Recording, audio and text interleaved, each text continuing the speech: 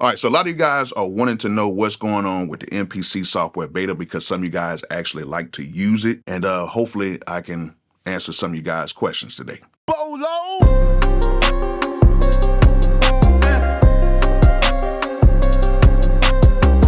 All right, so the MPC software has been in beta for a little while right now, and a lot of you guys asked me some questions on why is it still in beta and when are we going to get a full version, all right? And to be totally honest with you guys, I don't know when we're going to get a full version, but I do know they are working on a full version right now, okay? Now, I'm not a MPC software beta user like that. I like to use all of my stuff in standalone, but I know a lot of you guys like to integrate your stuff with the MPC software, even with a hybrid setup with some of you guys using keyboards and using the software sounds and stuff like that. And just, it's a lot faster sometimes using the software when you're trying to put some things together. I'm more of a standalone user, but from time to time, I do like to use the MPC 3 software. And it's actually pretty cool because you can use a lot of your most trusted VSTs and stuff like that to get the sound that you really want. Now, one thing that a lot of people ask me about the software and about the standalone units is the sound, and is the sound comparable to standalone? And I'm going to tell you guys right now, yes, the sound is very comparable to the standalone. Like, the MPC software has an excellent sound in it. It doesn't do too much coloring to your drums or whatever, no type of crazy compression or nothing like that. When you put your drums in, they pretty much come out the way they're supposed to sound. Now, in some programs, it seems like they may soften the sound after you run it through certain samplers and stuff like that. With the MPC software, that doesn't happen. So if you're thinking about a quality type of issue, you don't have to worry about that, okay? So pretty much everything sounds really good. Even when you export it, they sound loud, crispy, they hit really hard. So there's no quality loss, I would say. Now, the one thing I would say is when I do run my sounds in, I like to run them through a preamp and stuff like that, through my analog setup, and it sounds really good that way. But if you're a hardware user and you want to come and start using the software, you're not going to notice a significant, audio quality loss. It's not going to be much at all, if you can even notice it. They did a really good job by preserving the audio in the software, so you don't have to worry about that. All right, it's that time of the year, and if you guys are looking to get some equipment, do not hesitate to go ahead and click that link in the video description and head over to Zounds.com. Zounds has a whole bunch of stuff on the site, and they have a whole bunch of stuff on the site that does not require a credit or background check. Meaning, all you have to do is order it, they will ship it to you, and then you can just make monthly installments and pay off those items. All you would need is a credit or debit card hooked to the account. Now, it's not everything on the site, but it is a whole bunch of stuff on the site that you guys can get right now by just clicking my link in the description and heading over to Zounds.com. So go ahead and get you some stuff right now. And you guys know how much I rock with analog cases. And right now, everything on their site is 20% off. Yes. Everything. Their sale starts on November 23rd, and it goes through Black Friday and through Cyber Monday. That means you can get the track pack, all of the STS stands, MPC cases, keyboard cases, mic cases, audio interface cases, whatever you need, it will all be on sale this week through Cyber Monday. So listen, don't hesitate to click that link in the video description and head over to Analog Cases, because we all know they're the #1 source to keep your gear protected. Now, another thing that people ask me about is when are they going to fix the full arrangement view on the MPC 3 software?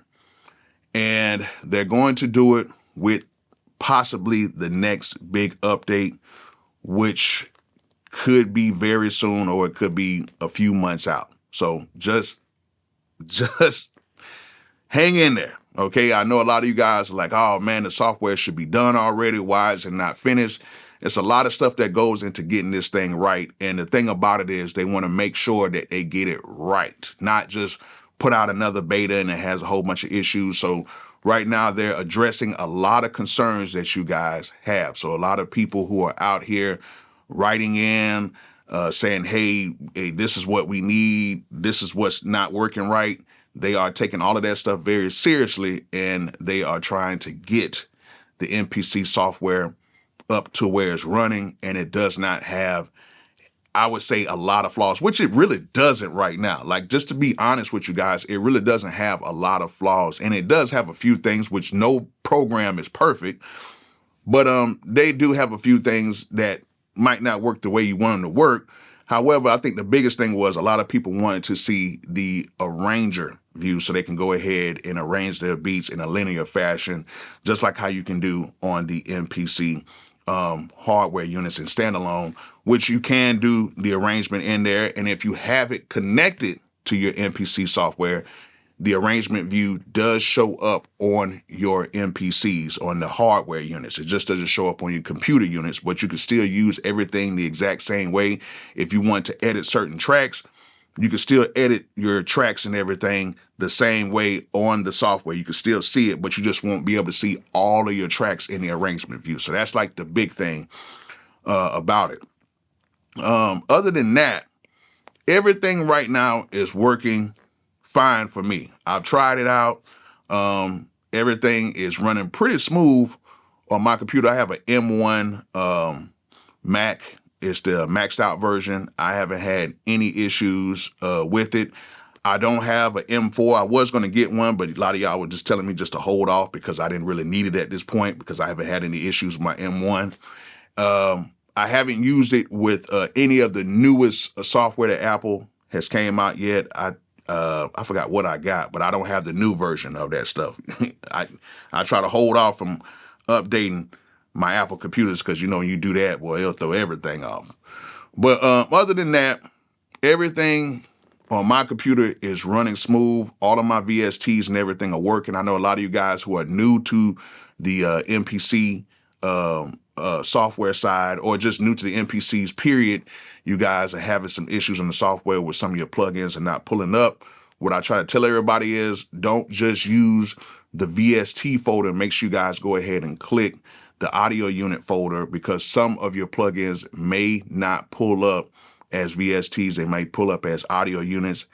And what you might have to do is you might have to go in there and put your computer in Rosetta mode sometimes with certain plugins. So if certain plugins don't work, make sure you guys go ahead and click on your right click on your MPC icon inside of whatever folder it's located in, and make sure to put your computer in Rosetta mode if you are using a Mac.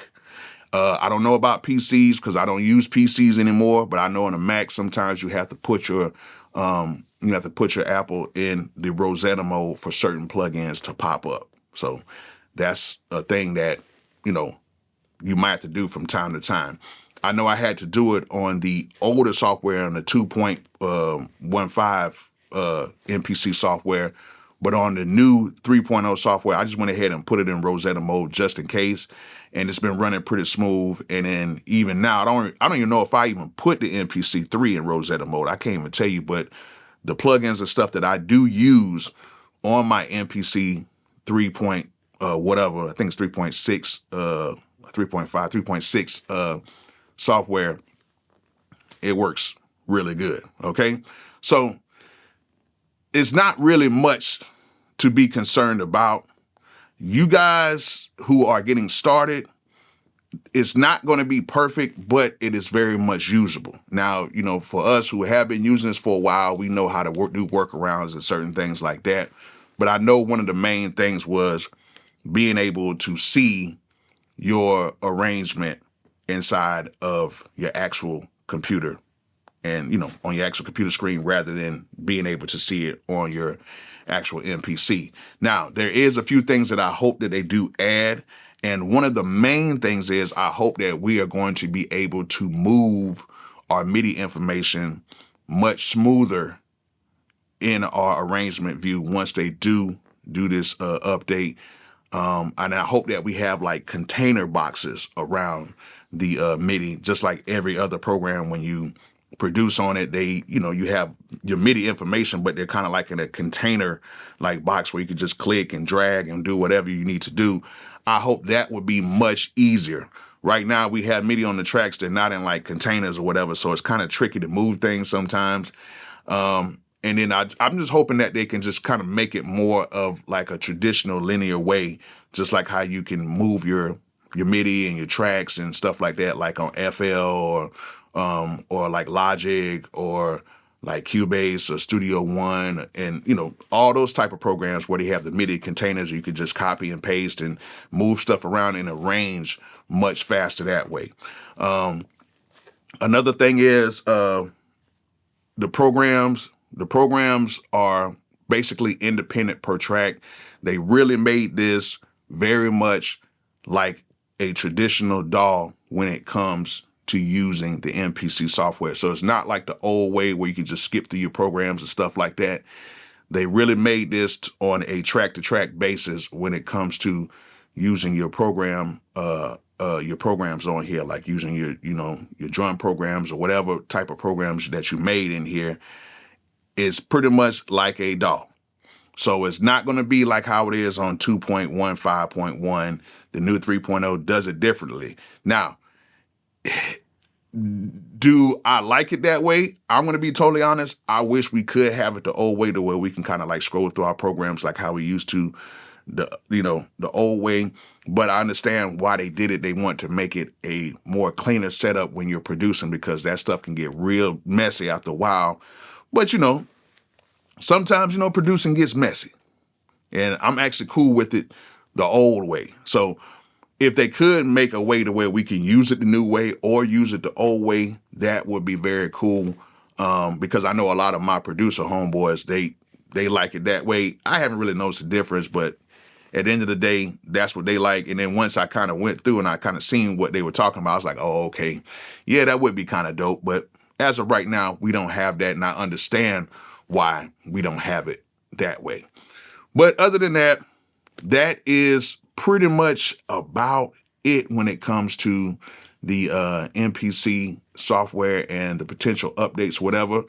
I want you guys to let me know what you would like to see in the MPC software update, and maybe hopefully they may see it in the comment section or whatever. And I want you guys to tell me, what do you feel about the MPC software right now in the beta state that it's in? So yeah, hopefully we can get some updates really soon. I don't have any dates. I can't tell you nothing right now because I don't know nothing, but this is some stuff that I know that they're working on right now, and hopefully, it'll come sooner than later. So I hope you guys enjoyed this quick video of me going over some of the things. And like I said before, let me know what you guys think in the comment section of some potential updates and stuff you would like to see, or if you like how it is right now. So yeah, hope you guys enjoyed everything. Hope you guys may have learned something or got some information. And like I always say, peace out.